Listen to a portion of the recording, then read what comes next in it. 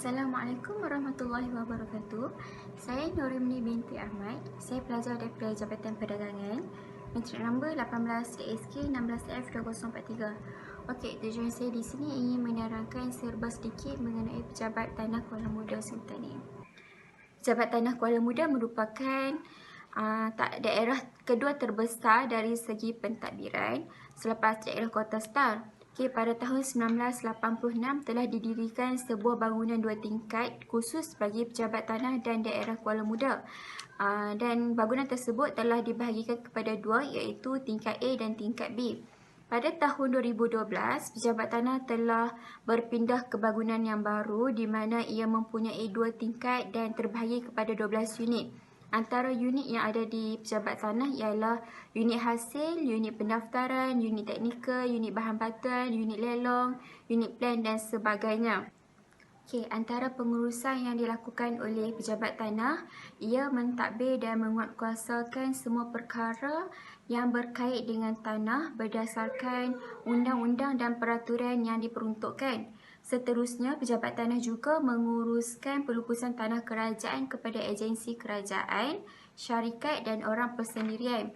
Selain itu, pejabat tanah juga merancang pembukaan dan pembangunan tanah secara teratur. Dan ia juga mengendalikan setiap urus niaga, pendaftaran dan pengeluaran hak milik tanah. Contoh, bahagian pendaftaran, ia mengurus untuk permohonan ataupun mendaftar hak milik sementara ataupun kekal, dan ia juga mengurus permohonan untuk sijil carian rasmi, iaitu untuk mengetahui di mana terletaknya hartanah mereka. Seterusnya, ia mengawal penggunaan tanah milik dan pencerobohan tanah kerajaan. Dan yang terakhir, memaksimumkan kutipan hasil kepada kerajaan dari semua aspek cukai, denda dan lain-lain. Contoh bagi cukai, setiap orang yang mempunyai hartanah, ia wajib membayar cukai tanah sekali pada setiap tahun. Sepanjang saya menjalani latihan industri selama 15 minggu, pihak pentadbiran telah menyediakan satu jadual tugasan dan menentukan unit-unit yang sesuai untuk ditugaskan pada setiap pelajar praktikal. Mengikut jadual yang telah ditetapkan oleh pihak pentadbiran, saya ditetapkan untuk ditugaskan di unit lelong dan kaunter perkhidmatan pelanggan. Berkenaan dengan itu, saya ditugaskan selama 3 minggu di unit lelong dan 1 minggu di kaunter perkhidmatan pelanggan. Berkenaan dengan kaunter perkhidmatan pelanggan yang tu dibuat secara bergiliran sesama pelajar praktikal yang lain. Antara tugasan yang dilakukan oleh unit lelong, yang pertama sekali menerima permohonan daripada pihak guaman, mendaftar fail, mengutip bayaran dan menetapkan tarikh siasatan, membuat semakan tentang hasil tanah, caveat dan perihal tanah yang lain.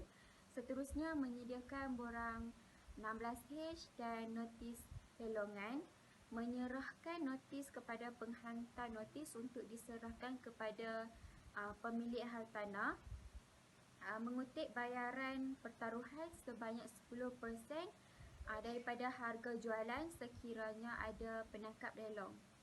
Tugasan-tugasan yang saya lakukan semasa di unit lelong, ia lebih kepada kerja perkeranian, antaranya mengeluarkan notis siasatan. Contoh, selepas ketua unit membuat semakan dokumen yang telah dihantar oleh pihak guaman, jika syarat-syarat tersebut telah pun lengkap, saya akan diarahkan untuk menaik notis siasatan untuk diserahkan kepada pemilik hartanah bagi meneruskan proses perbincangan. Selain itu, proses pemfailan juga antara tugas yang dilakukan.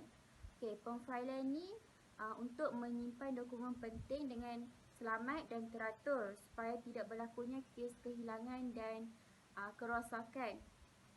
Seterusnya, saya akan membantu penolong ketua unit untuk melancarkan hari siasatan pada hari yang telah ditetapkan oleh pentadbir tanah. Contoh, setelah pihak guaman, pentadbir tanah, pemegang gadaian dan penggadai hadir pada hari perbincangan tersebut, saya akan memberikan borang kehadiran untuk diisi dan memberi sebarang dokumen penting kepada pihak berkenaan. Okey, seterusnya, tugasan yang saya lakukan, saya akan menyediakan jadual lelongan mengikut tarikh yang telah ditetapkan oleh pentadbir tanah.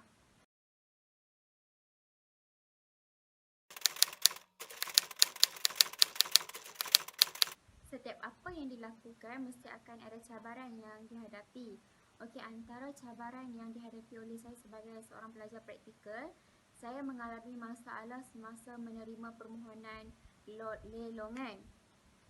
Okey, ianya disebabkan dokumen tersebut tidak lengkap seperti penyata bank dihantar secara lamsam dan tidak dinyatakan dengan jelas. Selain itu, semasa menerima dokumen permohonan 16D iaitu permohonan lelongan tersebut, pegawai di unit berkenaan terlibat dengan mesyuarat. Jadi saya tidak dapat memberi keputusan kepada pihak guaman untuk menerima dokumen tersebut tanpa saya makan semula daripada pegawai di unit berkenaan. Namun begitu, untuk membuat penambahbaikan, saya ingin mencadangkan kepada pihak unit berkenaan untuk menyediakan satu jadual ataupun sistem khas untuk membuat semakan dokumen bagi memudahkan pelajar praktikal ataupun pekerja yang baru untuk membuat kerja dengan lebih sempurna.